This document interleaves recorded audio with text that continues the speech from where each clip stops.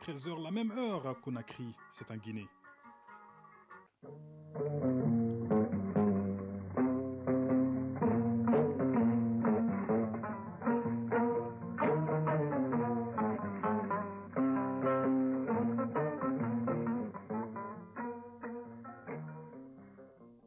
Le journal, Ibrahima Traoré.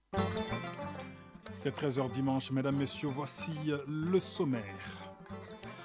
Le pardon et la réconciliation entre les fils de Guinée, c'est sous ce thème que le pays célèbre ce dimanche les 64 ans de son indépendance. Le Mali est représenté aux festivités par une très forte délégation conduite par le Premier ministre par intérim. Sira Batili sera en direct dès le début de cette édition. Ouverture des classes demain au Mali et le secrétaire général du ministère de l'Éducation nationale sera en direct avec nous pour nous édifier sur les dispositions prises pour le bon démarrage des cours sur l'étendue du territoire national. Mossadegh Bali est le nouveau président du Conseil national du patronat du Mali. Il est l'invité de ce 13h dimanche. Mossadegh Bali nous expliquera son programme et ses priorités. À suivre toute l'actualité internationale dans cette édition et le journal des sports, ce sera avec vous, Famourou Diorté. Bonjour. Bonjour Ibrahima Traoré. Alors quel est le menu de cette page des sports ce dimanche? Il y aura des nouvelles du football, du basketball, du handball et du cyclisme. En football, on parlera du tirage au sort du CHAN 2023, de la Super Coupe du Mali et du tournoi IFOA A des moins de 17 ans. En basketball, il sera question des quarts de finale de la Coupe du Mali. Rendez-vous à ne pas manquer. Et puis, Focus Santé de ce dimanche s'intéresse donc aux troubles liés à la thyroïde. Rendez-vous avec Barakissa Ouattara en fin d'édition. Voilà pour le sommaire. Mesdames, Messieurs, installez-vous confortablement tout de suite. Le journal. La Guinée fête ce dimanche le 64e anniversaire de son indépendance. Un événement marqué par un grand défilé civil et militaire. Le Mali est fortement représenté. Le Premier ministre par intérim conduit une délégation composée du président du Conseil national de transition et de plusieurs membres du gouvernement. Nous avons en direct notre envoyé spécial à Conakry, Sira Batili. Bonjour. Bonjour, Ibrahim Traoré. Alors, est-ce que le défilé est terminé et que peut-on retenir essentiellement de ce 64e anniversaire de l'indépendance de la Guinée? Alors, Ibrahim Traoré, la fête se poursuit ici. Peut-être que vous l'entendez même en fond sonore. L'ambiance est électrique. C'était un jour mémorable. Vous l'avez dit, il faut tout d'abord rappeler que le Mali est au premier rang de ce 64e anniversaire de la République sœur de Guinée, vu les liens d'amitié et de coopération. Le président de la transition, le colonel Assimi Goïta, a donc dépêché le Premier ministre, le président du Conseil national de transition, ainsi que 5 membres du gouvernement, plus les membres de son cabinet, bien sûr. Donc, ce 2 octobre est un jour mémorable, le rappel de la souveraineté nationale pour la République sœur de Guinée. Je l'ai dit, l'ambiance est électrique. Vous la vivez en direct avec nous. Nous sommes au Palais du Peuple, précisément sur l'esplanade. Le peuple est là, témoin de l'histoire. Et pour vivre cet instant aussi, Ibrahim Traoré montrer son attachement à la souveraineté. L'Afrique qui se réveille est plus que jamais déterminée à sauver sa dignité. Et vous le savez, ce 64e anniversaire de l'indépendance de la République de Guinée est placé sous le signe du renforcement de la coopération civilo-militaire. C'est pourquoi les civils ont donné le ton de cette fête avec un défilé des associations de jeunes, de femmes, des prestations d'artistes et pour ouvrir la voie au défilé militaire. Ce bal a été ouvert par la rumba de l'armée guinéenne ou si vous voulez, la musique de l'armée. Ensuite, c'était le défilé ordinaire avec les différents corps, la gendarmerie, la police. Et s'il y a un défilé qui a marqué, c'est le passage des véhicules des anciens présidents de la République de Guinée. Ibrahim Traoré, si vous me recevez. Merci beaucoup Sira Batili pour toutes ces précisions. Sira Batili que nous allons retrouver dans nos futures éditions pour plus de détails donc sur cette fête nationale de la Guinée. Nous l'avons dit, le Mali est au premier rang donc de cet événement avec la présence d'une très forte délégation conduite par le Premier ministre par intérim, accompagné du président du Conseil national de transition et de plusieurs membres du gouvernement. Une fête qui se déroule au Palais du Peuple de Conakry. Renforcement de la coopération civilo-militaire ou encore le pardon et la réconciliation sont entre autres thèmes au cœur donc de cette fête nationale de la Guinée. Parlons de l'actualité nationale à présent avec l'école qui ouvre ses portes demain au Mali. Des milliers d'élèves reprennent le chemin des classes après les vacances scolaires. Le défi pour les autorités demeure le même, réussir une année scolaire apaisée. On en parle avec Iknan Aggadeda, secrétaire général du ministère de l'Éducation nationale. Bonjour monsieur le secrétaire général. Monsieur Gadeda, est-ce que vous m'entendez? Bonjour. Ah bonjour, ça va? Je n'entends pas bien quoi. Ça va? Et là, vous me recevez bien, j'espère. Quelques soucis techniques pour joindre donc monsieur Gadeda. Nous rappelons... Allô, je ne vous entends pas bien. Voilà, nous tentons de vous joindre monsieur Gadeda. Est-ce que vous me recevez cette fois-ci? Oui, je vous reçois, mais c'est faible quand même. Alors, sous quel signe placez-vous la rentrée des classes cette année? Bon, comme vous le savez, la rentrée des classes, c'est le lundi, le 3 octobre. Et le département de l'éducation place cette rentrée sous le signe de la réconciliation et de la lutte contre les changements climatiques. Et qu'est-ce que vous envisagez pour cela concrètement? Et donc, il s'agit pour le ministère de l'Éducation de faire exécuter des leçons modèles dans toutes les classes pour la lutte contre les changements climatiques du préscolaire au second cycle. Et pour les secondaires, il s'agit d'exécuter des leçons sur la réconciliation. Très bien. Les leçons sur les changements climatiques vont se faire concomitamment avec des activités de reboisement dans les écoles. Et pour cette année, le lancement est prévu à l'école Mamadou Konaté, sous la présidence de M. le Premier ministre par intérim. Et quelles sont les dispositions prises pour le bon démarrage des cours, M. Gadeda? Allô? Quelles sont les dispositions prises pour le bon démarrage des cours? Oui, effectivement, nous avons pris un certain nombre de dispositions. D'abord, bien avant la rentrée, il y a les rencontres préparatoires qui se tiennent au niveau des académies d'enseignement et au niveau des centres d'évaluation pédagogique. Ces rencontres regroupent l'ensemble des acteurs et partenaires.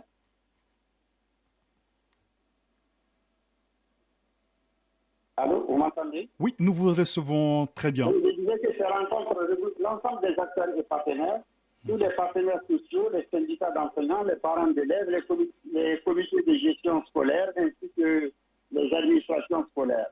Il s'agit donc au cours de ces rencontres-là d'identifier toutes les activités à mener pour que la rentrée scolaire soit réussie. Et au niveau de Bamako ici, donc au niveau du département, le ministre de l'Éducation nationale, madame, a rencontré les syndicats d'enseignants suite à des mots d'ordre de grève qui sont envisagés. Et je crois que finalement, tout a été aplani pour que les enseignants nous accompagnent pour la rentrée scolaire du lundi matin. Et est-ce qu'on peut avoir une idée globale en termes de chiffres d'élèves attendus dans les classes à travers le pays demain? Non, et malheureusement, je ne dispose pas des chiffres tout de suite. Je sais simplement qu'au niveau du fondamental, nous avons plus de 3 millions d'élèves qui vont prendre le chemin de l'école. Et au niveau du secondaire, nous avons plus de 252 000 élèves qui vont prendre le chemin de l'école. Un message particulier à l'endroit des partenaires de l'école, M. Gadeda? Oui, le message qu'on voudrait lancer, c'est que nous sommes dans une situation où le pays est confronté à de multiples défis. Il revient à chaque citoyen malien, à chaque parent d'élève, à chaque élève, à chaque enseignant, de mettre un peu de côté, un peu de son moi, et de se dire que nous avons la responsabilité de relever les défis pour que notre pays ne s'agisse pas. Et donc, je demande aux enseignants, aux élèves, aux parents d'élèves de se constituer en un seul bloc autour de l'école pour qu'effectivement nous puissions atteindre nos objectifs pédagogiques. Merci beaucoup, Monsieur Iknan Aggadeda. Je rappelle que vous êtes secrétaire général du ministère de l'Éducation nationale.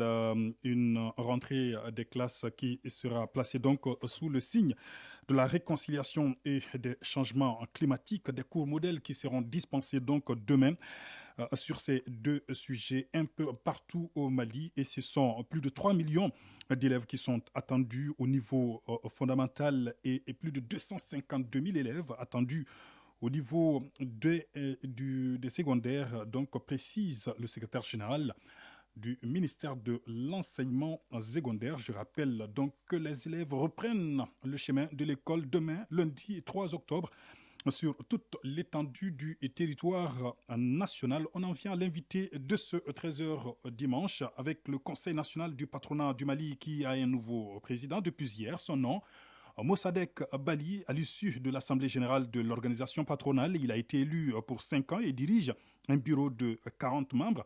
Mossadegh Bali est l'invité donc de ce 13h dimanche. Bonjour, monsieur Bali. Bonjour, monsieur Traoré. Alors, votre élection signe la fin d'une longue crise au CNPM. Quelles sont vos priorités dans l'immédiat? Merci tout d'abord de me recevoir sur votre plateau en ligne, par téléphone. Je voudrais tout d'abord dire que notre première priorité, c'est de rassembler. Comme vous l'avez si bien mentionné, nous sortons d'une très longue crise, 2 ans de crise. Et les membres du CNPM ont décidé de mettre fin à cette crise hier en mettant en place un bureau que j'ai l'honneur et le privilège de diriger. Donc notre première priorité sera de rassembler, de consolider ce rassemblement qui a été si bien mené par l'administration provisoire, dirigée par notre aîné Soya Golfa et notre vice-président, M. Boubacar Diallo. Monsieur Bali, vous êtes élu pour 5 ans. Quel programme allez-vous mettre en œuvre à la tête du CNPM? Notre programme sera calé sur les objectifs du patronat, du CNPM, qui sont de promouvoir l'entrepreneuriat au Mali en vue de créer de la valeur, de créer de la richesse, de créer des emplois. Nous sommes un pays qui a une population très jeune, 70% à moins de 30 ans, et nous allons avoir une population qui va doubler dans les 30 prochaines années. Et il va falloir créer les conditions, les emplois pour tous ces jeunes qui vont arriver sur le marché. Donc l'objectif essentiel du CNPM, c'est de faire en sorte que nous ayons un environnement économique qui incite à l'investissement, qui incite la prise de risque, qui incite les Maliens, mais aussi les non-Maliens qui décident de venir investir, d'investir surtout dans les secteurs productifs pour créer les centaines de milliers d'emplois dont on a besoin chaque année pour absorber les millions de jeunes qui vont arriver d'ici 30 ans dans notre pays. Donc nous allons essentiellement, comme priorité d'abord, faire des études. Il y a beaucoup qui a été déjà étudié pour voir les goulots d'étranglement, notamment l'énergie. Vous savez très bien, M. Traoré, que l'énergie manque dans notre pays et le coût exorbitant. Le transport, nous sommes un pays enclavé, nous avons 7 frontières, nos infrastructures routières, aéroportières sont insuffisantes. Le financement, c'est un réel souci aussi bien pour les jeunes qui veulent créer leurs entreprises que pour les grosses entreprises d'ailleurs. Le financement manque dans notre pays et lorsque ça existe, ça a des coûts très exorbitants. Donc ça, c'est une priorité dans notre mandat pour le bureau qui a été mis en place. La fiscalité, qui est très mal répartie au Mali. Vous savez, M. Traoré, que l'informel a un poids exorbitant dans notre économie. Et par définition, l'informel n'est pas connu de l'administration fiscale. Donc ça, c'est un réel souci et nous allons justement entamer des discussions avec les pouvoirs publics pour voir comment on peut inciter de plus en plus d'acteurs économiques à rentrer dans le formel et qu'on ait une assiette fiscale qui est beaucoup plus élargie. Ensuite, un gros souci, c'est l'inadéquation formation-emploi. L'offre d'emploi, souvent, n'est pas satisfaite parce que les jeunes ne reçoivent pas la bonne formation. Voilà les priorités sur lesquelles notre bureau va se concentrer pendant ce mandat de 5 ans. Donc, nous allons dialoguer avec les pouvoirs publics, dialoguer avec les acteurs sociaux pour pouvoir nous attaquer à ces maux qui minent l'économie du Mali. ces maux qui font que justement il n'y a pas suffisamment d'investissement productif au Mali et qu'on est essentiellement un pays de commerce et d'ailleurs nous importons quasiment tout dans ce pays. Et il est vraiment temps maintenant que nous commencions à produire sur notre sol national. Une économie malienne fortement frappée, nous l'avons dit, par une crise depuis plusieurs années. Quelle stratégie allez-vous développer, M. Bali, pour permettre aux entreprises de faire face à cette situation? Oui, vous avez parfaitement raison. Les entreprises maliennes souffrent depuis plusieurs années de tous ces maux que j'ai cités tantôt. À cela est venu se greffer l'embargo que nous avons vécu pendant 6 mois, qui a fait considérablement de dégâts dans le tissu économique, surtout industriel. Beaucoup d'entreprises ont dû fermer, faute de matières premières, faute de pièces de rechange, faute d'approvisionnement. Et donc, la stratégie pour nous est d'abord de prendre langue avec notre premier partenaire. Notre premier partenaire, c'est l'État. Et avec l'État que nous pouvons envisager les solutions idoines pour justement soulager la souffrance des entrepreneurs, ceux qui prennent le risque d'investir et de créer des entreprises. Et ensuite, discuter aussi avec le système financier pour voir comment on peut résoudre ce problème de sous-financement de notre économie, mais aussi discuter avec le monde de l'éducation pour que le monde de l'éducation puisse former les jeunes au métier notamment et faire en sorte que les jeunes qui sortent des écoles, des centres de formation puissent occuper les emplois que nos entreprises créent. Monsieur Traoré, c'est tout à fait anormal que, par exemple, dans le secteur minier, les entreprises du secteur minier soient obligées d'importer des ouvriers qualifiés, des techniciens qualifiés, des ingénieurs, parce que ces sociétés ne trouvent pas localement les jeunes bien formés à ces métiers. Donc voilà la stratégie, dialoguer, diagnostiquer, dialoguer, proposer, puisque nous sommes une force de proposition. Bien sûr, à des moments, on va aussi devoir défendre les intérêts du secteur privé. Tout ceci dans le but de faire en sorte que le Mali devienne une destination d'investissement où les investissements sont sécurisés, où on a de l'énergie, on a du transport, on a des jeunes bien formés qu'on peut employer et où il y a de la valeur ajoutée qui est créée. Voilà notre stratégie, M. Traoré. Une dernière question. Avez-vous un message particulier à l'endroit de tous ceux qui vous écoutent en ce moment, les pouvoirs publics, les patrons à travers le pays? Oui. D'abord, un premier message envers les ressortissants du secteur privé, les entrepreneurs, ceux qui se battent tous les jours pour créer les emplois dont ont besoin nos jeunes, qui payent des impôts et des taxes, qui s'endettent auprès des banques et qui prennent donc énormément de risques. C'est de leur dire que nous allons renforcer cette unité retrouvée. Parce que sans unité, nous ne pouvons rien faire. Si nous sommes divisés, notre voix ne va pas porter. Les pouvoirs publics ne vont même pas nous écouter parce que nous-mêmes nous sommes divisés.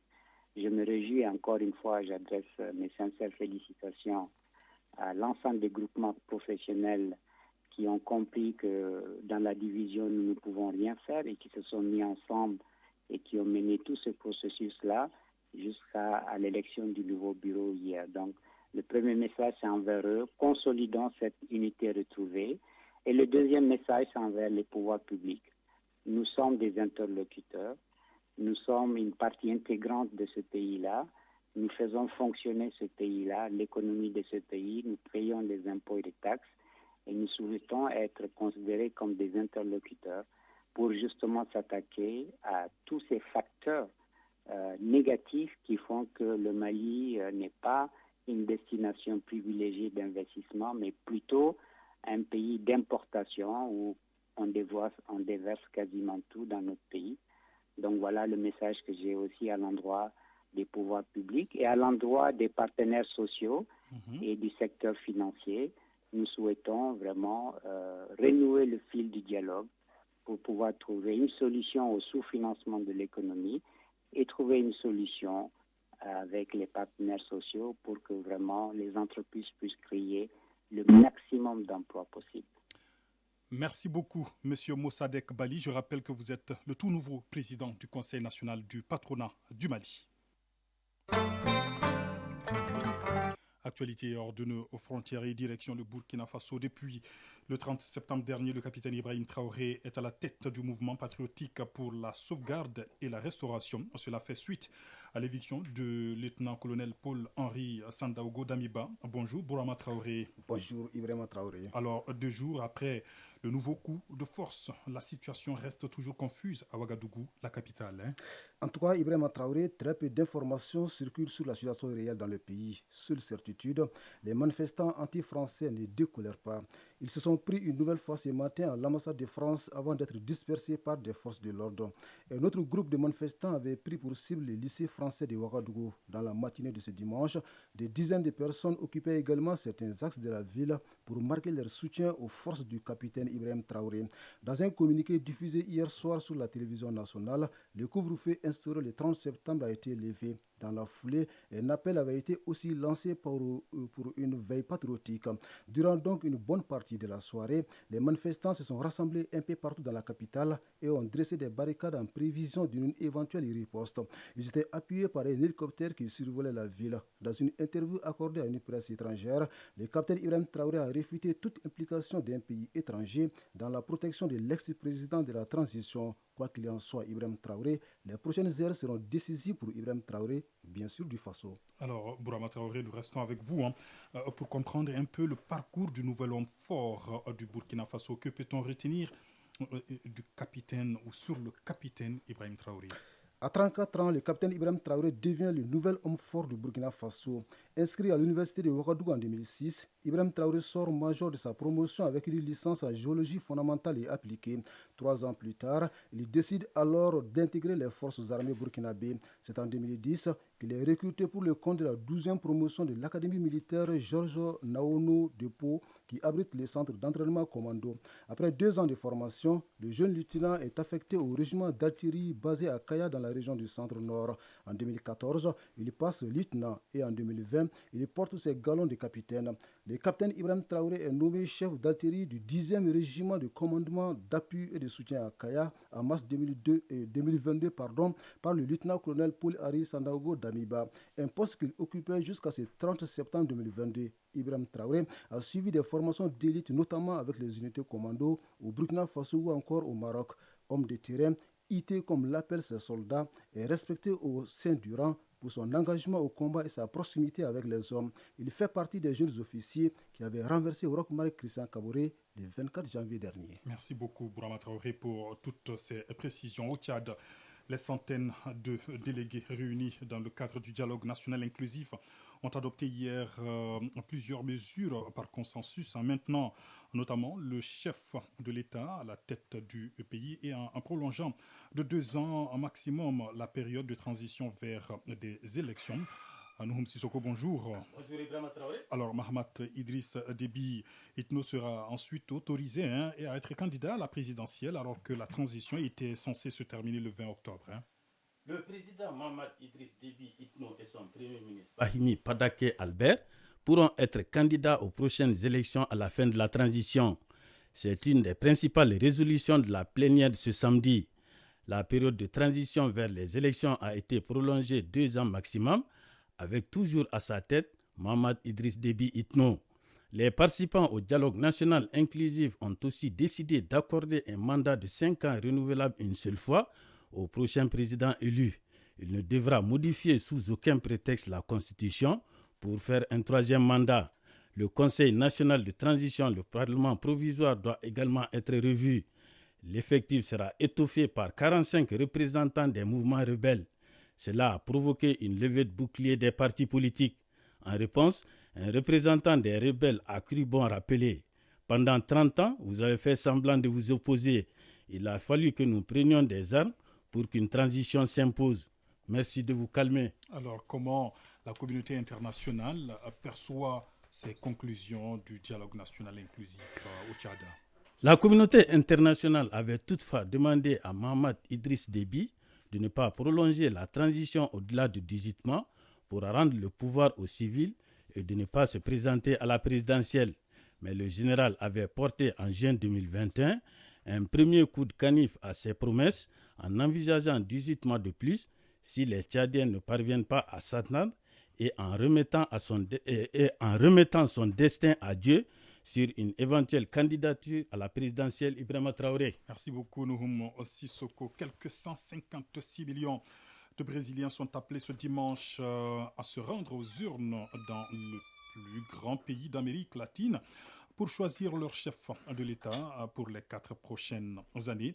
Le président sortant Jair Bolsonaro est donné perdant face à son rival, l'ancien métallurgiste Luis Inácio Lula da Silva, ex-président du pays de 2003 à 2010. La figure de gauche condamnée à la prison, rappelez-vous, puis libérée 2 ans après, croit déjà à sa victoire lors d'une des élections les plus tendues du pays.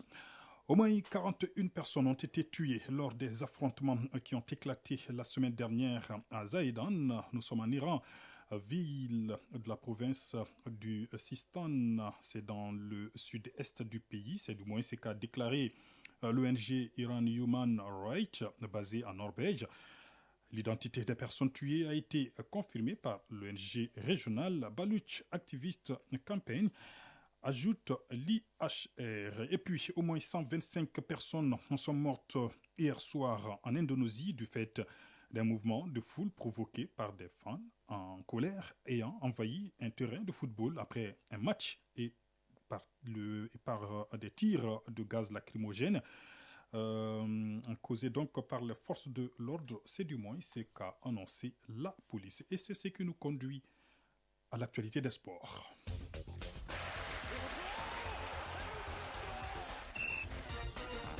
Oui, le journal des sports, Famourou Djourté, bien installé dans ce studio. Bonjour. Bonjour Ibrahima Traoré. Le Mali en foot est logé dans la poule D du CHAN Algérie 2023. Oui, le Mali, vice-champion d'Afrique en titre, a hérité d'une poule à 3. Dans le groupe D, le Mali croise l'Angola et la Mauritanie. Chaque match constitue donc une finale pour la qualification au prochain tour, car seul le premier se qualifie pour les quarts de finale dans les poules à 3. C'est le même scénario dans la poule E, comme dans la poule E qui regroupe le Cameroun, le Congo et le Niger. Les 3 groupes à 4 qui bénéficieront de 2 qualifiés pour les quarts de finale sont le groupe A, Algérie, Libye, Éthiopie, Mozambique, le groupe B, RDC, Ouganda, Côte d'Ivoire, Sénégal et le groupe C, Maroc, Soudan, Madagascar et le Ghana. Super Coupe du Mali, le Djoliba AC a remporté son 8e trophée Ben Omar Sy face à l'AS Real ce samedi. Oui, le Djoliba AC, champion du Mali et détenteur de la Coupe nationale, a battu l'AS Real de Bamako, finaliste de la Coupe du Mali par le score d'1-0. Ousmane Koulibaly du Kalaba a marqué l'unique but de la partie à la 47e minute de jeu. Le Djoliba AC réalise ainsi le triplé Coupe, Championnat et Super Coupe, contrairement à l'AS Real, alors qu'il a encore montré son inefficacité offensive. Les Scorpions n'ont inscrit aucun but lors de leurs 4 derniers matchs. Un bilan inquiétant à une semaine de leur match aller du 2e tour de la Coupe de la Confédération contre les Ghanéens de Hearts of Oak Dakar. Tournoi UFOA zone A des 17 ans, Mauritanie 2022, le Mali entre en lice ce lundi. Oui, ce sera contre le Cap-Vert à 18h, temps universel au stade Cheikhna Bouadia de Mauritanie. Le sélectionneur des Aigles Kadi, Soumaïla Koulibaly et ses poulains sont logés dans la poule B en compagnie des Lionceaux du Sénégal et du Cap-Vert. Les Aigles Kadi étaient exemptés de la première journée, contrairement aux jeunes requins bleus qui ont perdu 6-0 face aux Lionceaux du Sénégal. C'était hier samedi. Cette compétition regroupe 6 pays répartis en 2 poules de 3 équipes et les 2 premiers de chaque poule à l'issue des rencontres des phases de poule se qualifient pour les demi-finales et les 2 finalistes du tournoi valideront leur ticket pour la phase finale de la prochaine Coupe d'Afrique des Nations des cadets. Basketball, les quarts de finale de la Coupe du Mali débutent demain avec 4 matchs. Et c'est Attar Club de Kidal et l'AS Mandé en messieurs qui ouvre le bal à 15h. Cette rencontre sera suivie par 2 matchs chez les dames à 17h, Atar Club AS Police et 19h, Calaban Sport Club AS Sirala. Le choc au Stade Malien de Bamako AS Sirala chez les messieurs clôturera le premier jour. Le reste des rencontres des quarts de finale se joue mardi à l'affiche Djoliba AC CRBT et AS Commune 1 Faso Kanou pour les messieurs, Stade Malien de Bamako Djoliba AC et AS Mandé USFAS du côté des dames. Handball, l'USFAS en hommes et COL en dames ont remporté la finale de la Coupe du Mali. Oui, chez les dames, le centre Omnisport de Missabougou COM, champion du Mali, et le centre Omnisport de Lafiabougou COL ont livré un match prodigieux, 20-22 pour le COL en première période, 40-40 au terme du temps réglementaire. Les 2 équipes ont joué 2 fois 5 minutes de prolongation, 44-44 au terme de la première partie de l'extra time, et c'est le COL qui finit par l'emporter 50-48. Le COM ne réalisera donc pas le doublé coupe championnat. Chez les messieurs, là aussi, pas de doublé pour l'AS Police, battu par l'ISFAS 34-28. La saison sportive de handball sur le plan national se referme ainsi avec un partage équitable des trophées. Cyclisme, pour terminer, le Grand Prix Chantal Biya a démarré ce matin. C'est au Cameroun. 5 cyclistes maliens sont au rendez-vous du Grand Prix Chantal Biya. Il s'agit du capitaine Yaya Diallo, du champion en titre Moussa Togola, du maillot jaune du Tour du Mali 2020, Isiaka Koulibaly, de Youssouf Mariko et Djantouba Diallo, sous la supervision du directeur sportif Abdoul Diabaté. C'est une équipe complète composée de sprinters, de grimpeurs et de rouleurs qui devait ramener le maillot jaune au Mali. Merci. Merci beaucoup, Famourou Djourté, pour toutes ces informations sportives. Du sport à la santé. Focus santé. Ces signes sont assez discrets. Oui, c'est une maladie très souvent découverte au hasard lors d'un examen. Il s'agit des troubles de la glande thyroïde. Cet organe situé entre la tête et le cou contrôle de nombreuses fonctions vitales comme le rythme cardiaque, la croissance, la faim ou encore même le sommeil. On en sait davantage dans Focus Santé avec Baraki Savatara. Mon goitre a commencé par une angine. Quand je me couche, j'ai la sensation d'étouffer. De troubles respiratoires, gonflement des vaisseaux dans la région cou avec des sensations prolongées. Voilà des signes qui ont révélé l'hyperthyroïdie chez cette patiente de 57 ans. Dr Amadou Kone, spécialiste en endocrinologie. L'étiologie de cette hyperthyroïdie, c'est un quat multinodulaire toxique. C'est-à-dire qu'elle a beaucoup de nodules au niveau du cou. C'est ça qui est rentré en activité et qui a entraîné cet hyperfonctionnement de la glande thyroïde. Donc le traitement va consister chez elle 2 temps. Le premier temps, il faut calmer, en termes techniques, refroidir la glande thyroïde.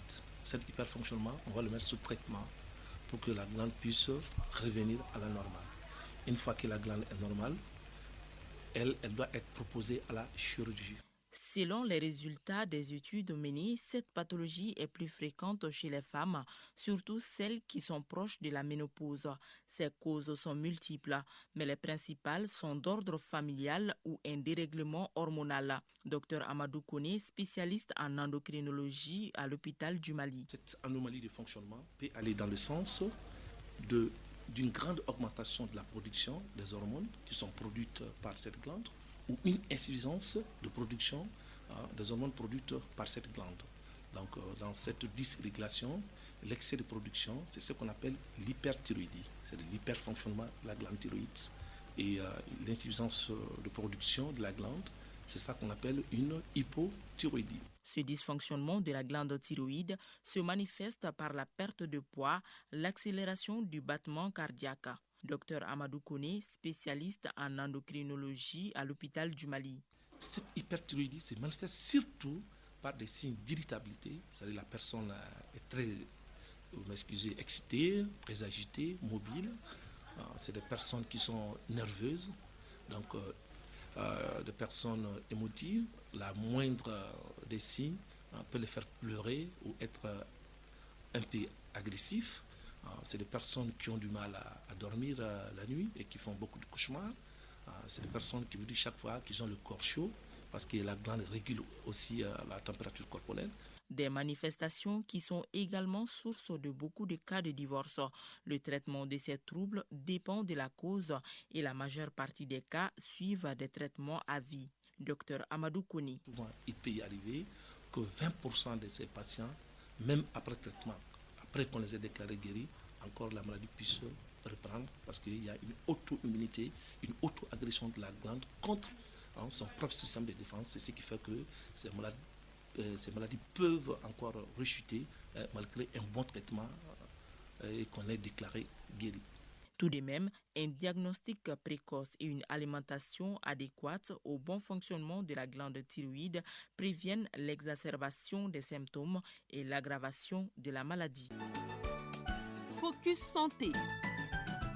Fin de ce 13h dimanche et les infos restent à nos portes tout de suite. Après moi, retrouvez Famourou Djourté dans Rétro 7, la rétrospective de l'actualité de la semaine, et à 19h30, la grande édition du soir. Grand merci à Alima Ouattara qui assure la mise en onde de ce journal. Journal à retrouver sur l'ensemble de nos plateformes digitales avec Cheikh Abdul Aziz Koulibaly. Et merci, grand merci également à Bourama Traoré qui assure la coordination éditoriale et la réalisation de cette édition. Et au micro, Ibrahima Traoré. Passez d'excellents moments de radio en notre compagnie. Au revoir.